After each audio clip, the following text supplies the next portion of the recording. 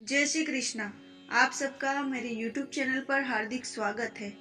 आज मैं आपके लिए लेकर आई हूँ शुक्रवार के दिन पड़ने वाला प्रदोष यानी शुक्र प्रदोष व्रत की कथा। प्राचीन काल की बात है। एक नगर में 3 मित्र रहते थे। एक राजकुमार, दूसरा ब्राह्मण कुमार और तीसरा धनिक पुत्र। राजकुमार व ब्राह्मण कुमार का विवाह हो चुका था। धनिक पुत्र का भी विवाह हो गया था, किंतु गोना शेष था। एक दिन तीनों मित्र स्त्रियों की चर्चा कर रहे थे। ब्राह्मण कुमार ने स्त्रियों की चर्चा करते हुए कहा कि नारीहीन घर भूतों का डेरा होता है। धनिक पुत्र ने यह सुना तो तुरंत ही अपनी पत्नी को लाने का निश्चय किया। माता पिता ने उसे समझाया कि अभी शुक्र देवता डूबे हुए, ऐसे में बहू बेटियों को उनके घर से विदा करवा लाना शुभ नहीं होता। किंतु धनिक पुत्र नहीं माना और ससुराल जा पहुंचा।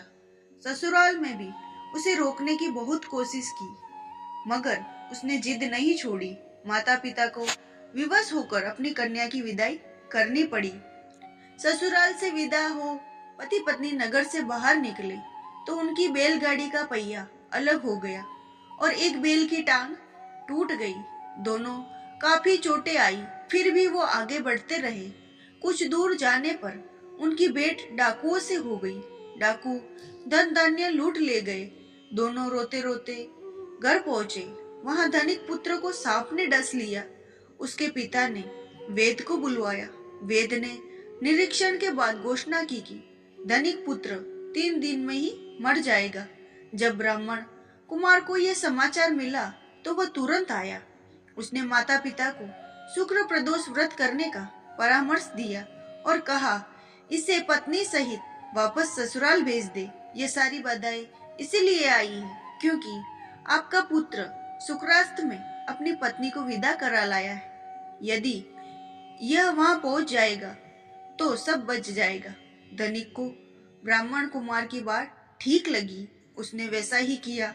ससुराल पहुंचते ही धनिक कुमार की हालत ठीक होती चली गई।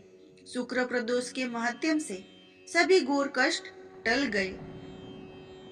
अब जानेंगे शुक्र प्रदोष व्रत उद्यापन विधि। स्कंद पुराण के अनुसार व्रती को कम से कम 11 अथवा 26 त्रयोदशी व्रत के बाद उद्यापन करना चाहिए। उद्यापन के एक दिन पहले श्री गणेश भगवान का विधि से पूजन करें तथा पूरी रात शिव पार्वती और श्री गणेश जी के भजनों के साथ जागरण करें। उद्यापन के दिन प्रातः काल उठकर नित्य कर्मों से निवृत्त हो जाए। स्वच्छ वस्त्र धारण करे। पूजा गृह को शुद्ध कर ले। पूजा स्थल पर रंगीन वस्त्रों और रंगोली से मंडप बनाए। मंडप में एक चौकी अथवा पटरे पर शिव पार्वती की प्रतिमा स्थापित करे।